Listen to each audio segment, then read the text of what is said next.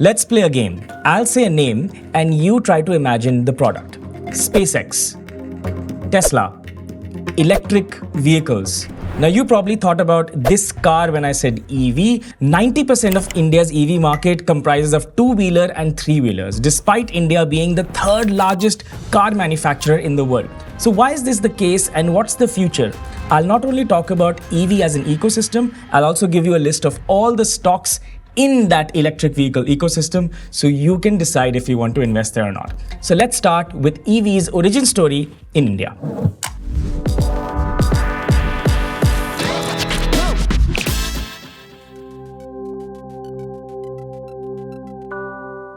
EVs might seem like something that just started, but the story dates back 1996, which is not that far ago, with Scooters Private Limited. It was called the Vikram Safa. It was a three-wheeler. Look at that.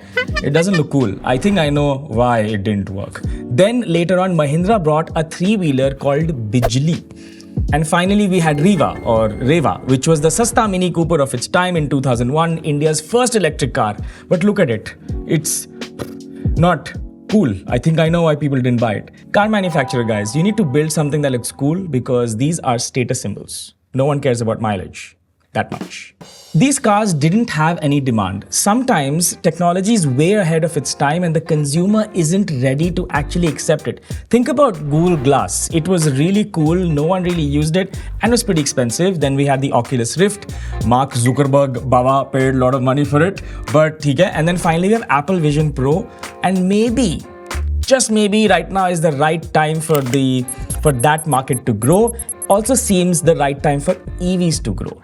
So four-wheelers may not have done well, but the three and two-wheelers actually have. If you look at this chart over here, you'll see sale of electric two-wheelers have actually gone up, barring that 2021 dip. And then if you look at this, you'll see that the overall growth is happening. But notice something interesting. Inside that bar, you'll see that more than 90% are actually two-wheelers. So why is 90% of all of sales of electric vehicles two and three-wheelers? The answer is your freaking phone. आप shopping करने बाहर नहीं जा रहे हो, खुद से order कर रहे हो और दरवाजा भी नहीं खोलना है. All that delivery that's happening are commercial vehicles delivering goods to you. Remember when you were a child, you would go out and buy stuff? That has changed. But let's bring this down into 3 points. First, India is the largest two-wheeler market in the world. So as a segment, of course, it's going to be large, right? 400 million two-wheelers in the country. What? Secondly, the total cost of ownership of an electric vehicle is actually cheaper than a petrol or diesel vehicle by a factor of, actually percentage-wise, between 20 and 70% cheaper.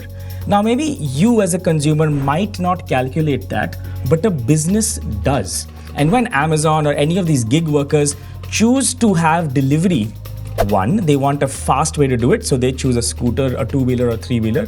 Second, it has to be cheap for them to actually deliver. हर चीज में discount कैसे मिलेगा? VCs कब तक fund करेंगे? Business viability तो कुछ होता है. Speaking about this online grocery shopping, anything shopping online problem, think about this. There are 180 million shoppers online, and last mile logistics is set to become 5 billion in 2024, which means the use of two-wheeler and three-wheeler is only going to increase in the future. Now the question is this: do you think it's a logical choice for them to choose an EV to expand their fleet? Of course they will. That's why it's a growing market. But the government has also supported EV as a sector. So think about the Delhi government. They're saying that any delivery service must have at least 50% new two-wheelers in their fleet by this year. Another example is Maharashtra government has issued an EV adoption target of 25%, and they even give benefits to people who purchase EV cars. So do all these other states who actually give some benefit. So companies are a little more inclined to use EV a little bit more because, well, the government's supporting it. Then we have Niti Aayog, who has this project called the Shunya project, where it's aiming for 100% electrification of all delivery fleet by some kind of year in the future. But isn't it interesting that the government cares about zero emissions? But I'd just like to say this: electric vehicle doesn't mean zero emission matlab no pollution. Of course there is pollution, but you just don't see it. But it's a good way, perhaps, to keep our cities a little cleaner.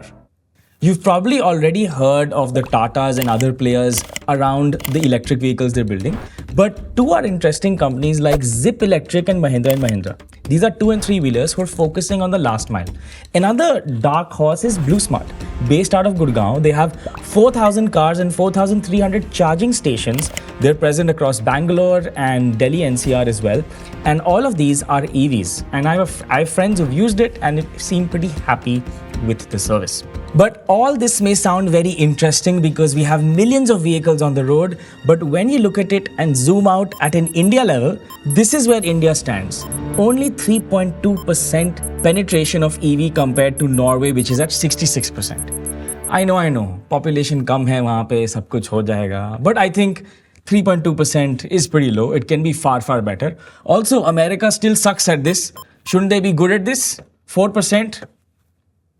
So the conclusion is this. It seems like the government will continue to support EVs right now and in the future. It seems like 2-wheelers and 3-wheelers will continue to dominate the entire market.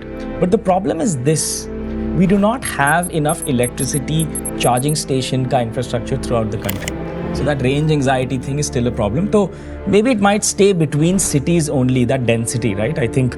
And a lot of villages still need electrification. So how do we prioritize all of this? Another mistake most of us make is by looking at electric vehicles, हमें लगता है कि यार जो electric vehicle बना रहा है ना, ये तो चांदी, I should invest in that manufacturer of electric vehicles.